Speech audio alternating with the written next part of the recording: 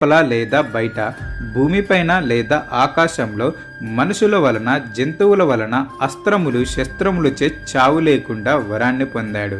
దానితో అతడికి దురహంకారం పెరిగి స్వర్గం భూమిపై దాడి చేశాడు. ప్రజలు దేవుళ్ళని ఆరాధించటం మాని తనను మాత్రమే పూజించాలని ఆజ్ఞాపించాడు. దీనికి విరుద్ధంగా హిరణ్యకశపుడి సొంత పుత్రుడైన ప్రహ్లాదుడు భగవంతుడైన విష్ణువుకి పరమభక్తుడు. హిరణ్యకశపుడు తనే దేవుడని, విష్ణువుని పూజించకు అని పలుమార్లు బెదిరించినప్పటికీ ప్రహ్లాదుడు భగవంతుడైన విష్ణువునే ప్రార్థించేవాడు. ఎంతటికీ మాట వినలేదు అని తన సొంత కొడుకుని చంపాలని నిర్ణయించుకున్నాడు ఈ హిరణ్యకశపుడు. అలా ప్రహ్లాదుడి నోటిలో విషం పోస్తే అది అమృతంగా మారింది. ఏనుగులచే తొక్కించమని ఆదేశించినా అతనికి ఎటువంటి హాని జరగలేదు. ఆకలితో ఉన్న విషసర్పాలున్న గదిలో ఉంచినప్పటికీ జీవించగలిగాడు. హిరణ్యకశపుడు తన